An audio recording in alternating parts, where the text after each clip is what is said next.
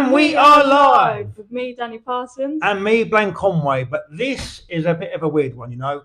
So normally we introduce the guest right about now, but you've asked, we've listened, and for some reason you lot want to hear my story.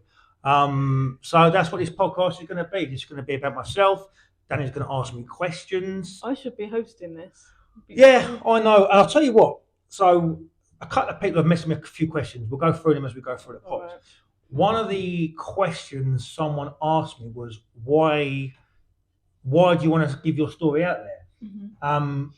And there's a couple of reasons. We had a guest on the other week, Esme Parsons, talking about Farnborough and everything, and it reminds me of my Farnborough days. And I think we spoke about this before, that when we listen to people and mm-hmm. we go away, it may stir up some emotions in ourselves, which you think you've dealt with, and maybe you haven't. And I remember messaging you that night saying, cool, Esme's pod got to me a little bit. Not in a good way. Like, she was a great pod, but just some things that were going through my head about my time at Farnborough and me leaving Farnborough and everything like that I thought I'd probably dealt with, and maybe I hadn't. So I thought maybe it was a time to just maybe cut things to rest on that. But also, this is the hardest thing. I now understand how hard it is for a guest to sit here and think, I'm going to open up. It's nerve-wracking. It's so nerve-wracking. So you guys haven't seen, we've been setting up for about an hour. If I could delay this any longer, I would do, okay? I've put in, out. Every delay text. Just got to go and get the shirts. Yeah. And fine. It's actually good for me, because whenever we get a guest on, I'm like, guys, don't worry about it. It's relax, just chill, don't be nervous, you'll be fine. But I'm not the one opening up, they are. So all of a sudden now it's on me to open up about my life and things that might upset me or maybe make me think a little bit more. It's like, hang on a minute, this isn't easy. You're in the hot seat now. Yeah, and it's allowed me to understand what it is like from a guest point of view. So I think that's a good reason as well. So now when I say to the guests, it's going to be fine, you'll be golden, they're like, listen up, fat man, you're not the one sitting here telling your story. So I think it's really important though to be able to see it from a guest point of view as well. Yeah. Obviously doing my one already. I didn't mind that because it wasn't me in the hot seat. I was fine exactly with that. Yeah. But even for mine, I was like, oh my God, I'm opening up. But at the same time, I was like, okay, it's just me and you in this room right now. And I know in the back of your head, you're like, okay, people are going to listen to this, but I'm going to keep playing with this mic from nervousness, okay? So when I do it, you need to play you're going to hit me. Because it's going to show. Yeah, I know. I'll give you some blue tack. You want some? I lost it already. Take this. So we did have, so people have been sending questions in all day, all last week and everything. And one of the questions someone sent in, and I'm going to address it now, is on one of the pod episodes, I think it was Muchies, someone said, or two or three people said. Some people saw. Why are you orange in that episode but not the others? So I'm going to put that to bed now. You nearly weren't orange. No, it seemed to progress. So it was a Friday night. I was going out with the lads on a Saturday. We were going to go out. No, I mean, we might hit club. We might go to the club. And I'm quite white and red. Right? I'm a bit of a squishy, if you know what I mean. And I thought, you know what? I think we'll go down the fake tan route, you know. So 9 o'clock Friday night, I'm putting the first coat on, right? Go to sleep. 2 o'clock in the morning, I go to the toilet. I look in the mirror. Nothing's happening. Now, on the small print, it says progressive tan. I did not read that. Right? You did two. Look good. So I did a second coat at 2 in the morning. Woke up in the morning, looked sun-kissed. I was like, do you know what? He's got it going on here. He looks all right. He looks like he's a man about town. That was when I should have stopped. But you got too confident. But I didn't. That was when I took it into myself to go, do you know what? We'll have a cheeky third coat. He'd be fine with that. So I put a third coat on. Bearing in mind, the other two coats are still coming through. It's now 1 in the afternoon. Me and my housemate are going to football. No one said nothing. I feel fine. As I step out the car, Josh, my housemate, just turns and says, what have you done to your face? And I was like, oh my God, what are you on about? He said, mate, you are so orange. I was like, why didn't you tell me? He said, no, it's too late to go back now. You have to suffer that for the day. Through the day, I got more and more Oompa Loompa-ish to the point where when I met the other lads in the evening, they were a bit like, are you okay? Are you ill? Are you ill? Should we be going to hospital with you? And as the evening went on, I got more and more orange. So the next day I had football and I was like, right, okay, I'll just have 5 or 6 showers and I'll shave. So then I had this line at the bottom of my face was white, my beard, and my top was orange. So you have like ginger patches. It's not ginger, it's strawberry blonde. Thank you very much. Oh. So if you want to go back and have a look at Muchie's pod, you may see a slight tinge of orange, but I can now say I'm now back to my usual white and red colour, and we won't be doing that again anytime soon. Well, you could do 2, because 2's fine.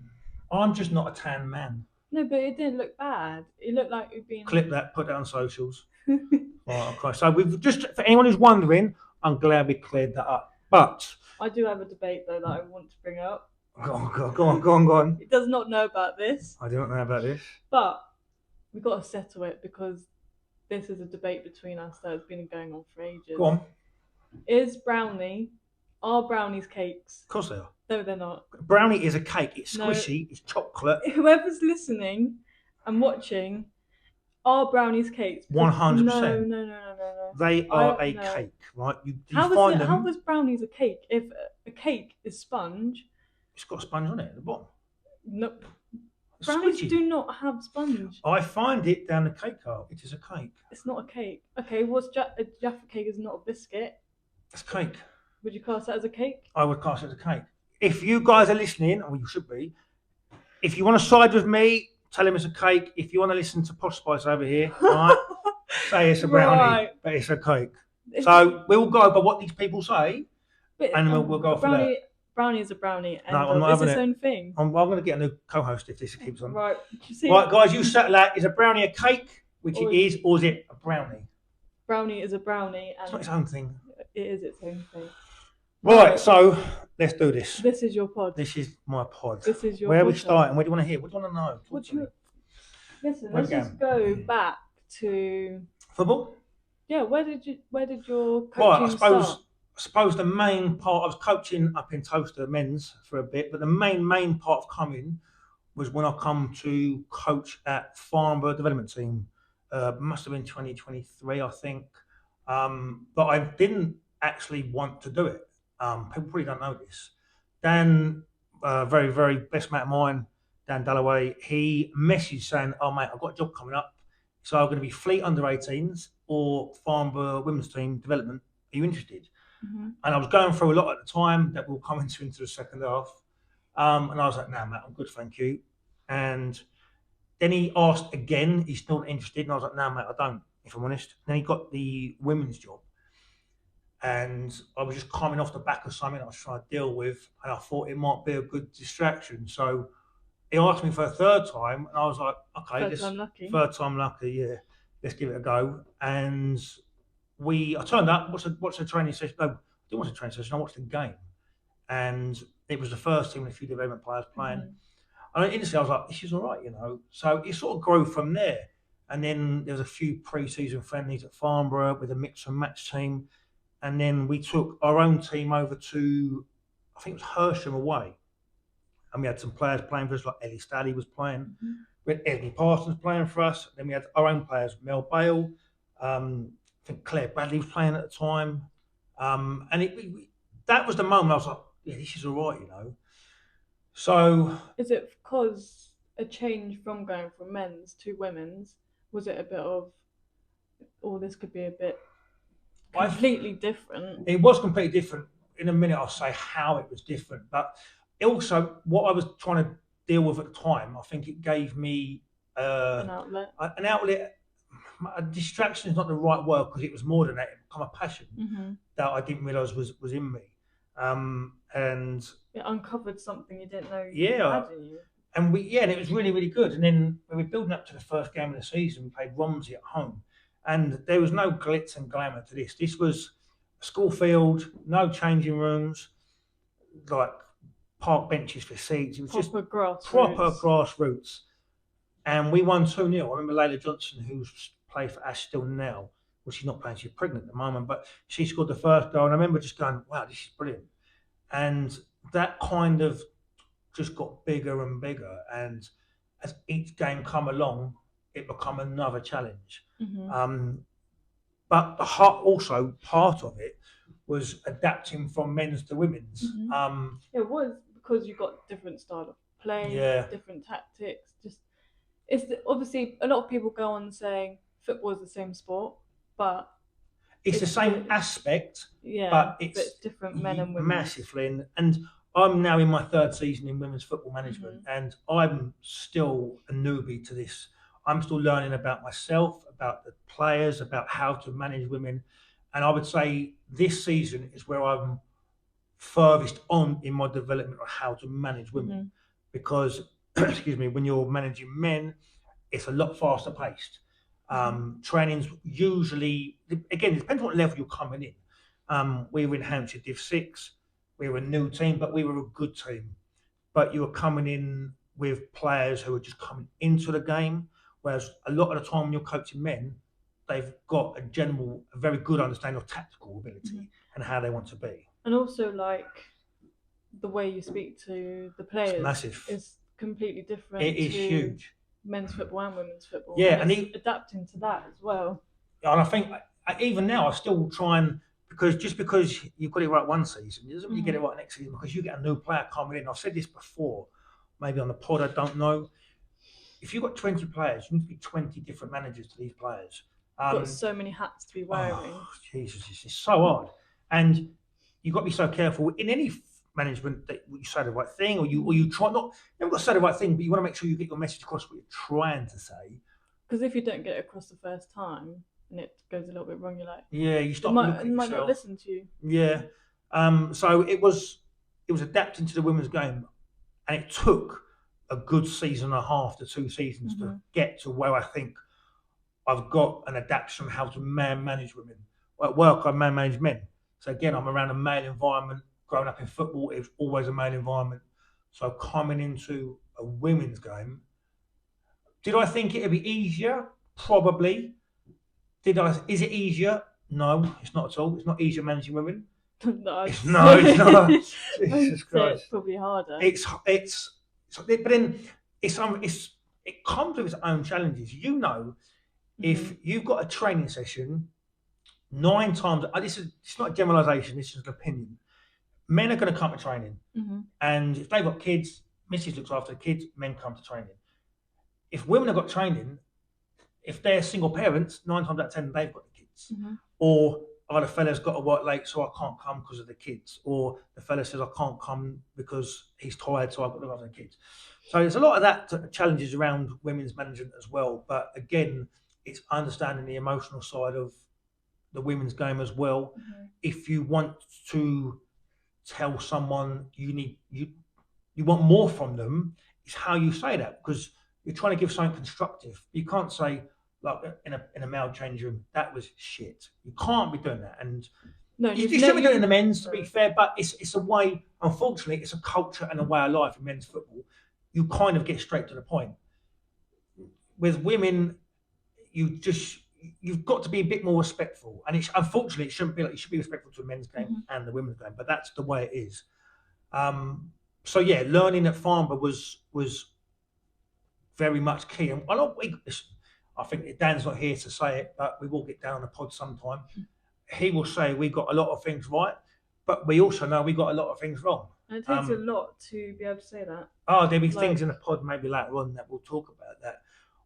Decisions I made or Dan made or we always made decisions together. So if there's a bad decision, let's make sure Dan comes down with me. Yeah. But we always made decisions together. Yeah, and it was never a decision it could be tactical, it could be a player selection thing. Yeah. And we've left players out of games that we'll touch on later on that still stick in my head now, 2 or 3 years later. But yeah, so we had Farnborough. Farnborough was a good team. We had a captain, Mel Bale. Mel Bale was a big part of my life for a period of time. She was probably one of the best captains I've ever had. And it took maybe till this season to look back and probably, I don't know where Mel Bale is now.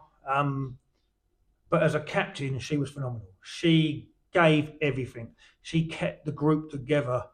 We would win games that we shouldn't have won, but because of the bond and unity in the squad. and that come from the captain down. Mm-hmm. And when I look back and I think to myself, if I could pick a captain, she'd be one that I'd put in my top 3 captains I've ever coached because of what she brought to the squad. And we had a good team. We were winning games. We're a brand new team, so we're trying to gel them all together. That's the hardest part I find is gelling the team together. Like we literally we had a team dinner last night, and which was really nice. But I was even saying to my mum, I was like, that's the first time we've all actually sat down around a table and actually like not figured stuff, but asked each other ask people questions about their lives. Yeah, and I think like at jobs Farnborough and everything like that. And I think definitely this season within Ash, it's like we haven't got that. It's harder, but this is the first season I've been with you guys. So, I think as a manager, you always compare your season to last season. Yeah. So bearing in mind at Farnborough, we had some team events and team karaoke at people's houses, and it was a togetherness. And that was probably why we got so close to winning the title. I think we finished a couple of points off, or maybe 3 points off winning the title. But we won promotion and we got to a cup final with a team that was a very, very new team, but we just played well. And we got stronger as the season went on. We went and recruited players from Horsley, the under 18s that we brought in. And we put this unit together that no one could break down. And it was really, really good. Not say getting to the cup final was a milestone, and getting promotion was a milestone. We got beaten in the cup final, and it was a bad day for a couple of 3 reasons that we might go into that one. I don't know. But yeah, Farnborough was the first season where was we were like though being, because you know Farnborough's massive. Yeah. And like just being what were you there? An assistant manager. Assistant manager at Farnborough, yeah. It was just being under the name of Farnborough. It was, and bearing in mind there was no Aldershot, there was no Farnham. Farnborough was flexing, and did that give you a bit of like, oh, I'm with Farnborough? I'll tell you what it did do. If we're going to be honest and open about this pod, it gave me an arrogance about myself that I did not know was there. In an assistant manager's role, it gave me an arrogance, and I thought I was better than some people. And when I look back, I was probably, if I look back at the way I was embarrassed about it now, because it was not me. And I don't know, I think when you're under the Farnborough name, you sort of you think you are Farnborough, a big team obviously, and you kind of use that. Oh, I'm a Farnborough, and you sort of use it as an excuse, a little bit. Yeah, I remember I'd have mates come down to training and come and help, and I'd be the big I am, because I'm not assistant manager. I'm the big I am, and when I look back, I'm like, what are you doing? Like, what were you doing then? But because I had maybe a little bit of authority, and I let that go to my head probably a little bit. And then it also just, because that wasn't the real you, then a lot of people then create opinions, like from other teams, like other managers. So yeah, you're spot on. And we'd go. I remember you telling me something about this. We'd go to other games, and me and Dan, we were loud on the sides of the pitch, and that's another thing that I've quietened down so much. We were loud, we were brash. We would go down to places, and people would go, "Oh, them two, they're loud, they're gobby." And we weren't gobby, but we made our presence known. We'd strut in, going, we're second or top of the league. We're Farnborough. Okay, there. We'd go, we're Farnborough, we're coming through, out the way, we're coming through. And and I think certainly this season, I've got such a good rapport with, I think, every manager in the league. I think we've never had a problem with any of the managers in the league. Last season, again, there was still a bit of arrogance about myself, a little bit, not a lot, a little bit. And I remember, I think the first game of last season, someone pulled me to one side, an opposition player, and she said, "You need to calm down." And I remember thinking to myself, "Oh, that's a bit embarrassing." When people are calling you out. Yeah. So took a couple of 3 games to change, but I know I changed through the season about how I conducted myself on the sidelines. I was, it did take 2 or 3 games, because I was the first person to get a yellow card of the season and in the Ash women's team. But again, that was just trying to coach the referee to the best of his ability. Bet you love that. I give him that information for free. I don't ask for a charge. But again, I'm much more so this season. I'm so much conducting my behaviour better. But yeah, so we were at Farnborough. We lost the cup final for reasons I wanted to. Then the following day, I thought it was my time to leave the club for certain reasons. That just my choice. My choice. That was my choice. Yeah. And then an opportunity come up to start up Ash women's team. And you worked a lot on that behind the scenes. Yeah. Know about that. We, out of respect, we try to keep it quite quiet from Farnborough, because we're obviously leaving one job to start another. Again, starting a team is hard. I remember the first training session, we had one player turn up. We're like, great, we'll just play one up front and then just get hammered. But we must have done something right at Farnborough because we had 10 players follow us across. So it did give us a start. And again, for us, see, this is a point where we were playing at school pitches. We then come to a ground. Obviously, this is Ash's changing room. We come to a place with changing rooms, a ground, dugouts, a bar. And that arrogance was like, oh, look at us now. We've now got this. Did you not have that at Farnborough? No, we had a school pitch. It took till halfway through the season before we had changing rooms. Again, this is how much the women's game has changed just in 2 years, where the league then brought in a system where if you didn't have changing rooms, there was a fine. So even then, it was just starting out. But so we come here, and again, there's maybe a touch of arrogance about myself.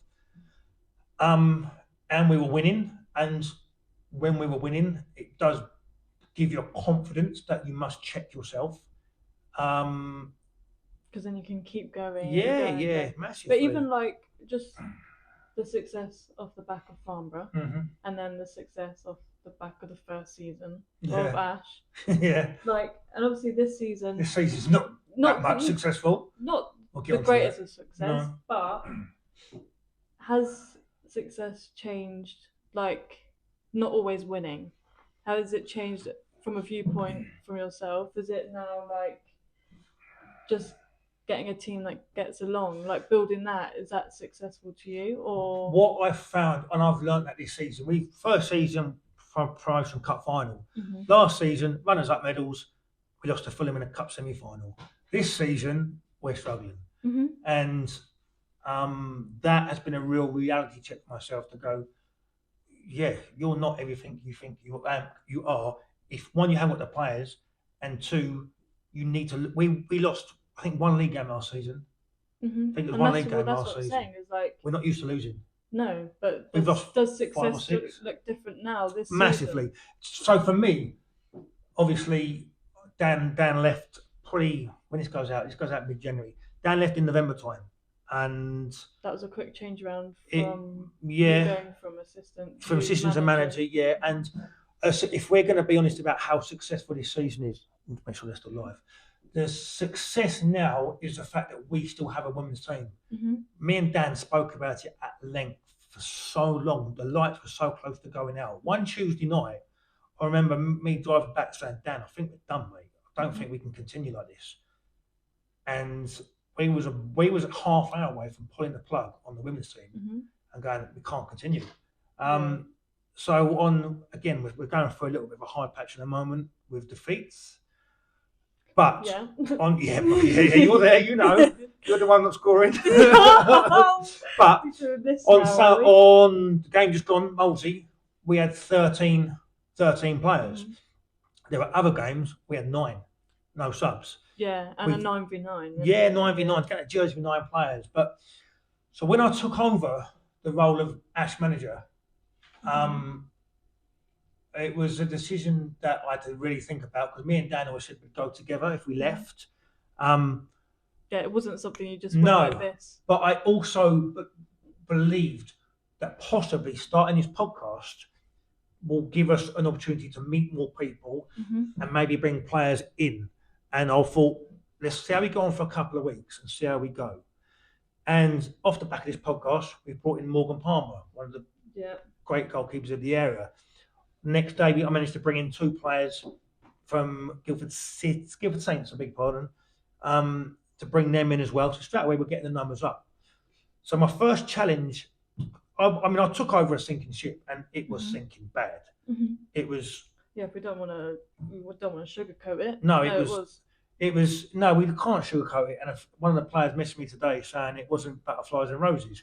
That is the way she determines how it should be. But it was bad. It was struggling, and I had to bring players in first. Then we got to get them to gel. So we brought them in. Now we got to get them to gel. Yeah. And that's the hardest part so far this season. But again, just to have a team on the day, we'll go in later, I'm sure, the football highs, football lows. But just to have the team at the moment is, I feel, a success that we still have a team. You can see it progressing, so much. So. Yeah, like from saying it nearly, like the women's team nearly went. That close. Yeah, and then to now, we're bringing more people in. Yeah. Going out and doing stuff with the team. I just think more opportunities like that as a team bonding. Like to gel. Even what we were saying yesterday, going to do Top Golf or something like that. Yeah, just I look at other teams and they are so tight knit, and you can see it on their pitch they're tight knit. But we will get there. Yeah, it's not going to happen overnight, is it? It's not. You can't say, "Oh, I want that," and give it to me right now. I think a lot of people have said, oh, "How come you're still doing it?" But when you stand in the change room and you're looking around and you've got 12, 13, 14 players who believe in what you're trying to do, that's why I still do it. Yeah. Because this team means everything to me. Always, I keep saying that this is everything. So if you took this team away from me, I don't know what I'd be. I don't know what I'd do. So I will keep fighting, and it will change. I know it will change. Oh yeah, but players back me, and they believe it will change. And you always say trust the process. I get that from my governor at work. He always says trust the process. Sometimes I don't know where the process is at work, but he says just trust the process. And to be fair, at work, it's going well. So I have to believe in someone like that, who's my manager at work, the governor, the big boss. And I looked up to him on how to manage things, because going from assistant to manager, it is different. Dan was very, very good as a manager. You're also doing it by yourself. Yeah, I've got Ben. Yeah, I've got Ben. Yeah. You also got someone else coming in. Yeah, I've got Gavin coming in. He's probably coming in now. Yeah, but for a while it has just been on you. Yeah, and I don't think a lot of people see the behind the scenes of what actually go on. They think, okay, turn up to training, turn up to matches, but there's so much more that goes on. It's 24/7. You've been with me, my phone just pinging non-stop about this or that. But that is part and parcel of me becoming a manager. Yeah. And I have to take that on board. But Dan was always very, very good as a manager, because he would never say, well, I'm the gaffer, it's this way. It'd always be a 50-50 decision. He may say something and I don't agree with it, and I'll go, I don't know if I agree with that. And he'd say, well, why? Tell me why. And we'd talk about it. And he'd either go, oh, actually, yeah, I understand that. Or, well, I respect that, but this is the way we're going to do it. And just got to back me. And I'd back him. And that's the best thing about that. But now I'm sort of in charge. Well, I'm in charge. Excuse me. I know that if Dan was in charge, something wrong, he's on him. I could just go, I could just sort of stand back a little bit, but I'd never let him take a bullet. But I then know that I could make 50-50 decisions with Dan and think, cool, they're not going to like that, but he's the gaffer. Now it's on me. You, and I've got to find something. Certain pressures. Yeah, massively. Like, what pressures do you think it's like changed from going from assistant manager to doing it with Dan to now being manager? What's the different? Is there different pressures? If you're asking me that, so, and this is where we said about being open and honest on the pod. We come off the back of a very successful season, and some players have been here for 2 years. In my head, at the moment, and this is where we talk about mental health, we'll go into the second part of that later on. Tune in for that bit, Jesus. In my head, I start thinking the players will be going, oh, well, Dan was the one getting the tactics right. But I know in myself, we should bring Dan in for this part, that there are things that I would do in the game that would win us the game. So I know I back myself 100%, but in my head, I'm thinking the players think, well, Dan was successful. Now he's in charge, and we played 3, lost 3. We played some good teams, by the way. Let's just clarify that. He ain't up to it, and I will build that in my head over and over and over again until you believe it. Oh, and it will drive me mad. Yeah, because no one said that. But obviously you think the worst, don't you? You think the worst, you create the worst in your head. So if it potentially happens or someone says it, you're like, oh, okay, I've already thought that, and you've already built it in your head. Yeah, and it's the hardest thing. And then I'll start, when you get beat, you just want the next game to come. And then you'll get beat again. You're like, oh, Jesus. And we've got a Christmas break now, and we've just, again, brought some players in. I'd like to think when we come back to play, we are going to be there or thereabouts to where we need to be. Yeah. And hopefully we can kick on. Expectation at the start of this season, we wanted to try and win promotion. But again, looking back, we lost our whole back line for pregnancy and university and injury. We lost our captain through season through injury. We lost our top goal scorer, 30 goals last season, Grace Kircher, going to university. We lost a lot of players. It's just those little things 8 players give you little setbacks. Yeah, but you got to bring. And we were getting nothing coming through the door. No. Like, Aldershot started a new team, Farnborough flexing, and we're like, don't worry, something's going to come through the door. Trust that process. Yeah, but nothing would come through the door. We're like, last season we had 23 or 4 players. We were leaving players out, and it's like, start of the season we had 11 9 for the first game. We're like, why is nothing coming through the door?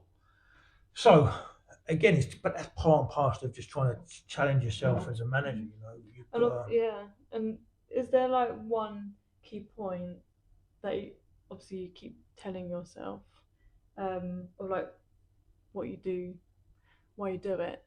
Why do I do it? Yeah. Why do I do it? I do it. I'll tell you why I do it. I do it because if I didn't do this, I worry where I'd be without football, with my mental health, with my addictive personality. So football is an addiction for me, and I'm addicted to football. So that's why I do it. As much as how bad it will beat me sometimes, I'll keep going back. But also, I believe in the girls, and I believe in Ash, and I think I know we will change it. Massively. It's not going to stay like this forever. I don't. Fucking best not. No. I ain't doing this for another 2 years. I'll tell you that. No. But no, and so coming back to Ash, it's been a real learning season, and again, I've learned a lot. I've learned more in these 4 months than I did the whole 2 seasons. But I've also, the past 3 weeks, the way I've coached on the sidelines, I've had a few messages coming through saying the way you're coaching is lovely to see, because I like to think I'm quite a coach in regards to I try and look for the best in an opportunity that's going on the pitch. 100%. If a bad ball's gone, don't worry about it. We reset and we go again. And picking girls up. Yeah, you're picking the players up when they're down. If they miss a shot, I'm not. In the first season, I'd be throwing my arms up in the air and I'd be like, what's going on here? Now, I realise that they didn't purposely miss that shot. They were trying their best at the time. So I'm like, don't worry about it, we go again. Right? Because they will make mistakes, I will make mistakes. The players don't come at me when I pick a wrong formation or a wrong tactic. So what gives me the right to criticise something? I can, in the changing rooms, at half time, if something's not been the way I want it to be, say our players not been given a lot, I go, you're doing okay, but I just need that little bit more from you. If you can give me that, then that'd be brilliant. Or it could be a case of someone's got a very bad first touch in the game. I'm like, look, just pull yourself back off the ball a little bit, compose yourself, rather than going, well, that was terrible. It's the way you convey the message. It comes back to that thing again of being like how you word something to get the point across. Yeah. And how it then be like, okay, I've done something not bad, but I need to improve. Yeah. And just the little bit of like what you give someone, the player. But I think we worked that, me and yourself, in regards to when you have a bad game. Yeah, the past couple of games I've been not on the best form or anything like that. And definitely it's come down to confidence. Yeah, but we'll have a talk. Yeah. And I'll give you some. But you're never on the sideline being like, what have you done? All of this stuff. It's like, no. Try and get back into it. Because all you're going to do is you're going to put lack of confidence on lack of confidence. And in the end, they're going to go, I just won't shoot.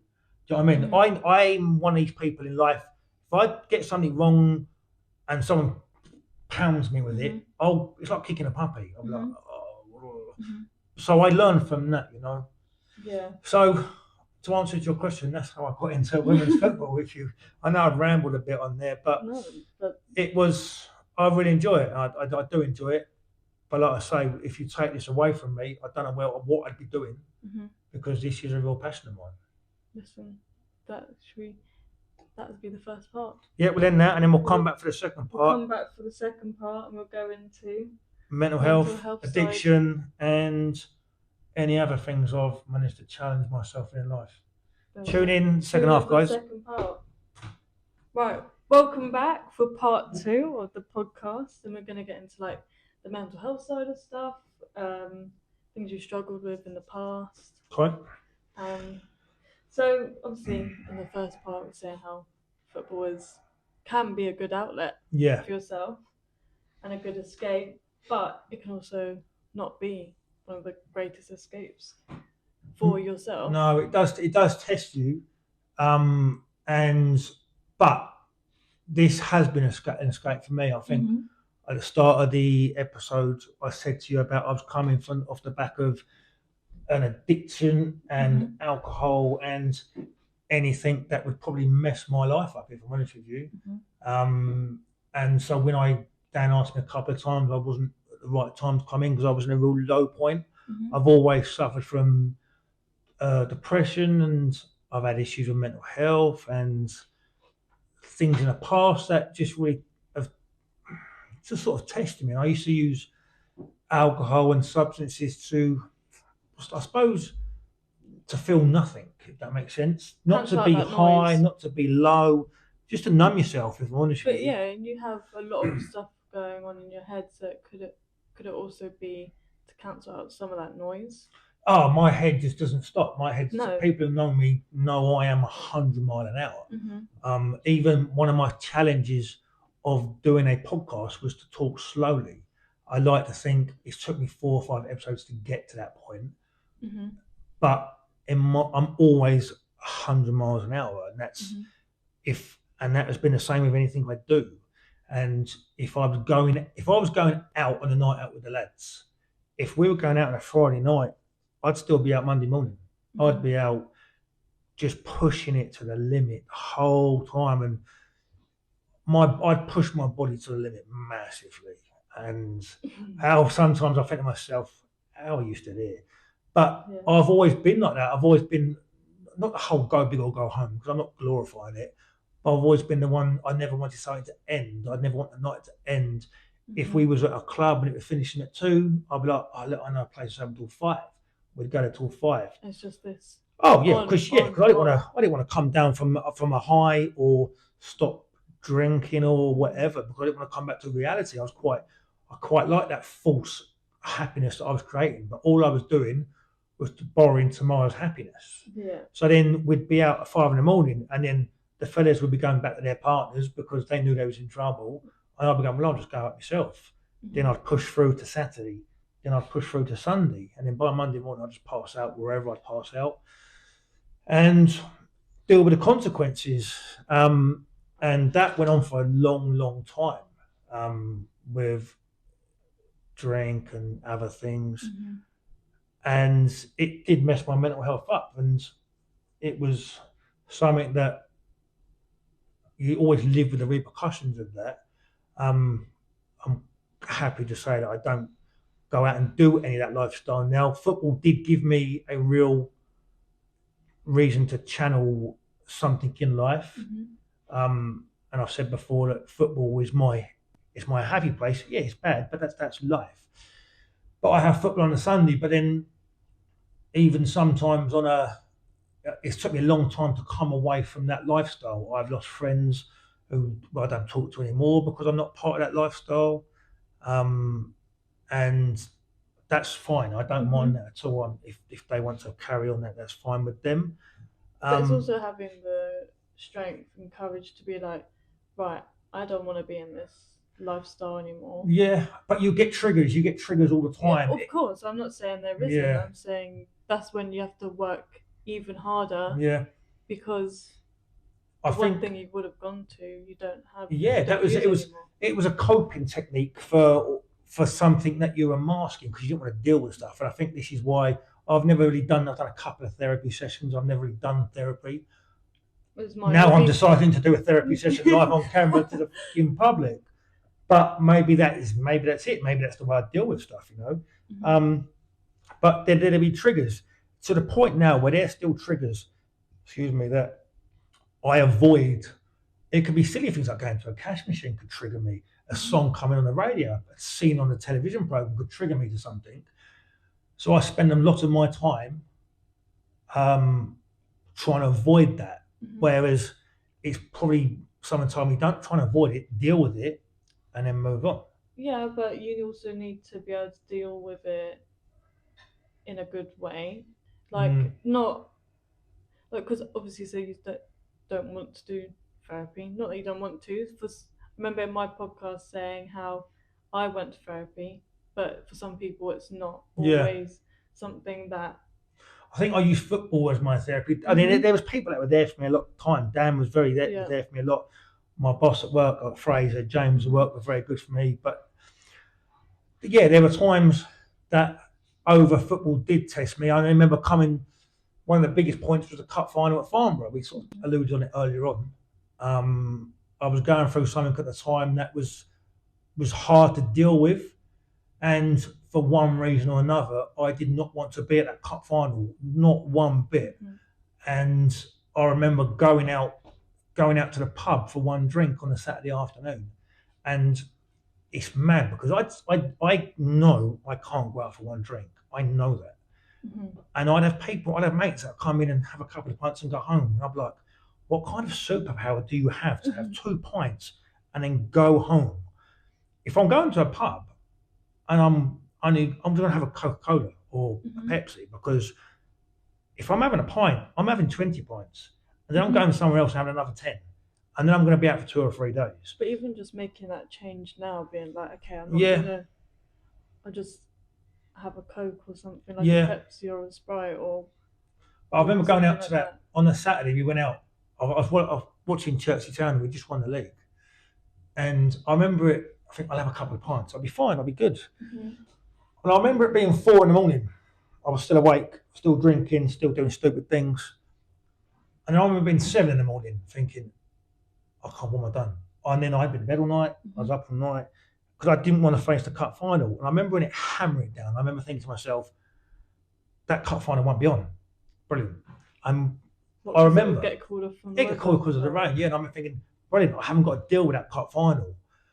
And they then moved it to another ground to get the game on. I remember everyone was delighted, and I remember thinking, shit. That's the worst. That's a nightmare. So I remember turning up on the morning of the cup final, very, very hungover, still probably drunk, if I'm honest with you, around the players at the time I was trying to mask it from them. A couple of them would have known. They would have known. I remember Dan at the time saying, I knew he was not in a good place anyway at the time. And I remember going to that cup final, and I could not tell you how any of those goals went in. I was there, but I wasn't there. And I let the players down. I know I let the players down. I know I let the captain down, Mel Bale. I remember thinking to myself, she's worked so hard to get us here, and I really let her down. That's the thing, though. It's like being an assistant manager or a manager at the time. It's still got to show up. Yeah, but you showed up, and you've got to, like, masking is not a good thing to do, but sometimes it's the easier option. I know it was. You know me well. That I will, if I'm not feeling 100%, I'll just put a smile on. Yeah. And I will be the biggest person in the room. And I will to explain anything. Yeah, and if people. So I always say this: people go, "Are you all right?" I go, "Yeah, I'm fine." They go, "No, are you all right?" The second time is when it gets me, because I then know they can see through this. Yeah. And I tried to put a mask on at the cup final. It didn't work. People did see through that. And then the next day, I said that I've got to go. There were so many memories at the club. There was the first 6 months at Farnborough were probably the best 6 months of my life. The last couple were not great, and it was hard. But it was the right thing to do, was to walk away. It was. And then I come to Ash, and I assumed new challenge. Did you think it was a new beginning? Yeah, new beginning. It was. But then I still drunk, still was drinking, and then was just bringing my troubles with me and doing it all again somewhere else. And it took a part of quite a bit of way through the season to then cut that down and stop. But then it's a pattern, though, isn't it? Yeah, massively. It's not gonna change. But what then happened? Did you want to change?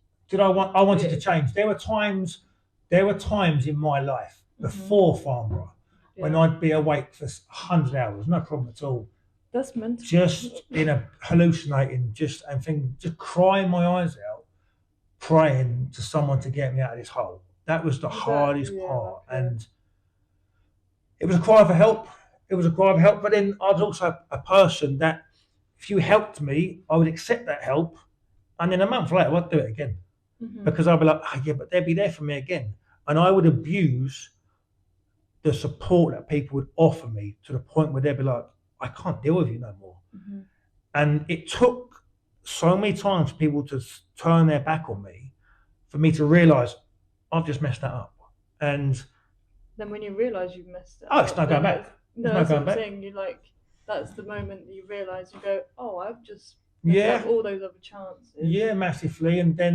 But then we get to other points in depression's always been a thing for me, and I would take the tablets, and then when I was fine, I would stop taking the tablets because I was fine, and it wasn't, and it would take 2 weeks, and then it was just a cycle. Then I was drinking on them, and it was just ongoing for years and years and years. Excuse me. But then, obviously, this season, I changed a lot of my ways this season, But then we started getting down to the point where we went to a training session in September, and we were training at a place. Well, I don't know why we went there. I don't know why we went there to train. But it was a park, an Orchard Park. But I remember it took me a bit of time. We played a game there for Farnborough earlier in a couple of seasons ago, and I got there and I said to Dan, I recognise this place, and he was a bit like, yeah, don't worry about it, mate. And he then realised it was going to trigger me, and I remember going home that night and messaging Dan about just some memories of Farnborough. We were sending each other videos, kind of thing, and that I struggled to deal with. And I know a few people know this and a few people don't know this, but it was at that point where I remember you coming. I wasn't at that training session, so I was ill, but I do remember you coming away from that training session being like, I hated that one. I hate it. And that was a moment in my life where I feared living more than I feared dying. So I remember going to bed. I remember being up all night, just overthinking, not doing anything, just being up all night. And then I remember in the morning thinking, I can't go to work. I don't want to go to work. I don't want to see anybody. And then I thought, well, how can I get out of seeing anybody? And that was a point where I then went to the cupboard and then just got every single tablet I could find in the house and just started taking them. And just for hours just taking them. And in my head, I thought that would be the quick way out. And then my work rung Dan and sent Dan round to my house. And then before I knew it, I was in an ambulance on the way to hospital and getting my stomach pumped. And then getting a crisis team around me going, do you know how close you were to killing yourself? And for me, at that time, the only way out was suicide. And no, I remember that day like it was yesterday, because we obviously spoke a lot, and I went radio silent. Yeah, you went radio silent. And it was. I was messaging you during the day, and they were going through, and I was like, right. In the morning, I thought, right, you might have a meeting at work, like any of this kind of stuff, and it was going on during the day, and I was like, where are you? And I suddenly, and I don't. No, I'm going to say it, but I've only had one gut feeling before, and it was true. And it got to midday and I thought something's not right. Like something's gone on because you would have either messaged or something like that. And I got to work.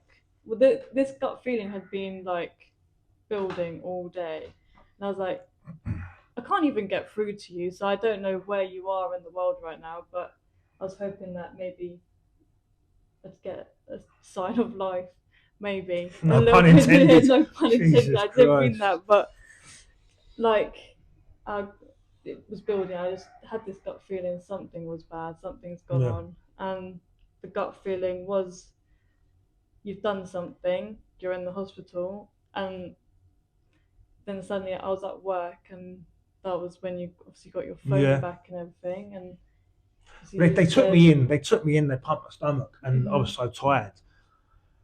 And then I woke up and I had the team around me, and the doctor at the time, really good. He couldn't have been any better. He was like, obviously they kept the packets of, or they found the packets of what I took, and they were like, we've seen people die on less. So if you were trying to do this, you were knocking on. You stupidly went, oh, what is the what? How much more do I have to take? Yeah. Because I was in that mindset of wanting to get out of it. And he didn't tell you. No, he didn't want to tell me. Fair enough. Yeah, it wasn't a challenge. But when you told me, and that was the first time I heard from you during the day, and I was sat at work, and I was like, what I thought happened did happen. What you did, and I'll never forget this point, is this what I was, the first the first thing you said was, I'm not angry at you. And I remember just getting really upset about that, because I thought I'd annoyed a lot of people. And if people had come at me, been annoyed at me, it wasn't. What was I meant to do? Was I meant to come at you and be like, that was a stupid thing, like all of this, like blaming you? And the first thing I said, I'm not mad at you, but just talk to me like why you've done this. And I think a couple of people found out because someone had told at work and done it to Dan, and it got around a little bit. And I remember a couple of players texting me. So a lot of players don't know this; they don't know what happened then. But one of the people, there was a few people that really were there for me at that time. You being one of them massively, Amber the captain massively, Hannah Such. I remember her messaging me. I think I was in the hospital the following day, and she was like, "I'll come and sit with you. I'll come and sit with you. We can talk." And I remember thinking to myself, "Wow, like people do care." Yeah. But at the time, you don't think that, you don't believe that, you know. No. So then, but the people at work, Fraser and James, were phenomenal. Dan was phenomenal as well. But there was another person that was there for me, and I owe everything to. We had Tracy Yates on the other day, and she was a guardian angel to someone. But mine would have been a woman called Dee Bromley. Now you know Dee. You know Dee Bromley. Dee Bromley was there for me, and when she found out, she was in tears. I see her as like a mum to me, and she said, "You're like a son to me. You are. What are you doing? You're going to kill yourself at this point." And because I don't have because I don't speak to family for whatever reasons, that was the first time I've had someone for years come be close to me to go, "Look, I'm really worried about you." And it was at that point I was like, "Shit." Actually, people, not that I didn't think people cared, but I was like, I've now got to make sure that when I'm making these choices, I'm going to affect people. And again, I lost a friend of mine Christmas time last year to suicide. And I remember how cut up I was at his funeral when I went. Like, that broke me at his funeral. And breathe. Yeah, it's just got hot in all of a sudden. But Aaron he was a top lad. Went to football all the time. I remember being at his funeral and crying my eyes at his funeral. So I would have given that. Someone said to me, when you die, when you commit suicide, you leave your problems behind, but other people grieve for your problems and you. And I remember 2 days later, coming out of the house, and I'll never forget this. I come out of the house. In that week, though, was a hard week. Hard, but also it didn't change what the bond between. It got stronger, I think. No, it got stronger, and I think a lot of people go, "Oh, you guys are really close." Like, how's this friendship just come about so quickly? I think it's just you go to people who, when you're at your lowest, you gravitate towards people like Amber, Hannah, yourself, and when yourself come really close that week. And I always say that week was really important to be by your side. And during that week, do you remember going to the sweet shop? I'm going to sweet shop in church. Listen, I'll go to the sweet shop any week. Yeah, but just that week, you just like, to get out and just be around people. I think that was the first time you went out of the house to do something. Yeah, you're like, I need to do something, and I was like, let's go to a sweet shop. We went to the sweet shop. Sweet shop in Chelsea. Shout out Longman's. What a sweet shop that is, by the way. 3 sweets, please. But I know I remember coming out that morning, and it sounds so silly, but I remember looking up and thinking, if that had gone through the way I wanted to a couple of days ago, I wouldn't see this sunshine today. No. Silly as that sounds, I'm now put stuff into perspective. Yeah, I'm living on time that I shouldn't be here. And people always say to me, what's your biggest challenge? What's your biggest thing? And what's your biggest fear? Sorry, what's your biggest fear? And it's usually the same response. It's that my biggest fear is one day my mental health might beat me. But from then, Dee, who was so supportive, are you cold? You are? Are you shivering? No, I just got back to that week. It's just a lot. It's raw, isn't it? Dee Bromley, who was, I say everything to me, said to me, look, you're so good at talking. Why don't you do a podcast? And then a few days later, me and yourself got talking, and we come up with this podcast. And that's given me a focus, not a mask, a focus to then concentrate on something. And it takes up a lot of our time. We know it does. It's 24/7. But I also have to understand that I have to deal with things, because all I'm going to do is mask it. So we started this podcast up, and obviously football was my outlet. But Ash was struggling, and if I'd walked away from Ash, I'd have nothing to focus on. So doing this podcast, what does it mean to you? I suppose this podcast, it probably saves my life, because I've got something to focus on, and something to concentrate on. Not saying that if I didn't have this podcast, I'd be in a bad place, but when I get to meet people, hear their stories, and get to learn a lot more from how it feels to be a guest on this podcast, I can relate to now a lot more than what I could at the start. And I think when we spoke about putting this episode out, people sending some questions in, it was amazing to see how many people wanted to ask questions about how the podcast come about and what it can do for me. So here I am now, putting this out there. And hopefully if this can change one person's life with regards to being a male and what they're going through, then that's a positive just for myself alone. It's being in the guest shoes for one episode. I wouldn't do it again. It's so much harder than I thought it was going to be. Like I say, I know we were getting anxious about it. I know I was getting very anxious about it. But I've learned a lot from today. I've learned a lot from tonight, and just I can go home now. Maybe I don't know if I said it earlier on. It's a weight off my shoulders. Being able to talk. Maybe it'd be something I want to do again in the future if I've got other things inside. Part 2, possibly. There's a whole different part we could do with it. But it's been really good to be this side of the microphone, being asked questions, But I believe someone else asked questions. They want to send some questions in. What have you got for me? We always end on a Q&A, and this is one that we always ask the guests. And as you are the guest, what is your footballing high or low, or your career high? Lows. I've got 100 lows. Footballing high, I would say, was we signed 3 girls from Horsley when I was at Farnborough. And Lainey Trivana, Charlotte Gallagher, and Grace Kircher. And at one point or another, they were all asked to step up and play for Farnborough first team. So to bring under 18s into a development team, coach them to an ability where they could then get asked to play for Farnborough women's first team, that would always be something that was very, very special to myself. My footballing low would probably be right now, 3 days ago. I'm still not won a game in 3, and that was a point where I thought we could win that one.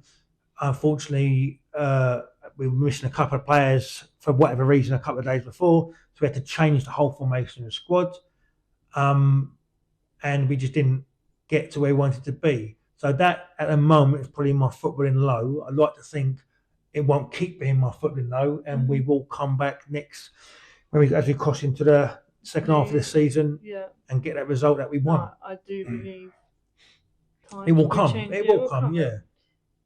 Just got to keep pushing through. Machi asked, why is Danny called Zuko? And there's a very easy reason. Yeah. Danny is called Zuko because Grease is one of my favourite musicals. Danny Zuko's the main character in Grease. You're Danny. You're my Zuko. So everyone calls you Zuko on the squad. I don't think anyone calls me. If they call me Danny, I'm like, oh. If you miss a goal in my head, I'll call you a lot worse. But yeah, I'll call you Zuko. Another question someone asked: if you could re-sign any player who's played for you before, who would it be? That would be the same answer. It'd be the same answer every time. A girl called Louise Brownlee played for me at Farnborough. Played like she trained. She was such a good player. I haven't seen Louise since the day after the cup final. For tactical reasons, we didn't play Louise in the cup final and Hannah such. Hannah likes to remind me of that every time I see her near enough. But I haven't seen Louise since. And in hindsight, I wish I'd played Louise in that final. She was a great player. Nice girl. One of the best players, one of the best girls I've ever been around. I haven't seen Louise since. So, Louise, if you're watching this, if you're listening to this, someone tag Louise in this and just get in contact. It'd be lovely to speak with Louise again. But yeah, if I could go back and change in hindsight, I would put Louise in that starting lineup 100%. And hopefully one day I'll see her again. But she was a good player, you know. Someone asked, what was your worst decision you made as management in football? Putting Louise Brownlee on the bench in a cup final. Again, and Hannah Sutch, obviously. But it was all in hindsight. It was a tactical decision that maybe was wrong now in hindsight. But again, you only learn from mistakes. But yeah, if I could change that, I could change so much about that day, but I would change that and I'd put Louise and Hannah, of course, because Hannah would be messaging me having a go, but I'd put Louise in that starting lineup 1,000,000%. And one final question. Go on. What is your biggest achievement in life? My biggest achievement in life is probably still being alive, where I have pushed my body to the limits. I'm lucky to be here and doing this pod. So starting this pod up with yourself has been a huge achievement, and we've managed to get guests in that have been unbelievable stories to listen to. But also we've managed to do something very nice off the back of that. We've had a small part in Shannon Mather's comeback for operation. He managed to raise some money towards that through the GoFundMe page, which is still, you can still donate to that, by the way. Well, by the time this comes out, she'll be in rehab. Yeah, she probably will be. We'll start another one up for a party afterwards. But yeah, so I think having this pod, starting that GoFundMe page for her, who she played for us last season. Again, her episode is out there, so please feel free, guys, to look back and listen to their episodes. But this podcast, it just keeps me alive. It keeps me going, you know. And without that and the support of yourself and the support of Dee Bromley, who I spoke about earlier on, then I think just being able to be the right side of a battle of my mental health is my biggest achievement, you know. Well, that is one way to end the podcast. Good. I'm glad it's done. Now I can relax again. That was Blaine Conway. That was his story. That was his journey. Go on, end it. I've been Blaine Conway. We've been Daniel Parsons. Bosh!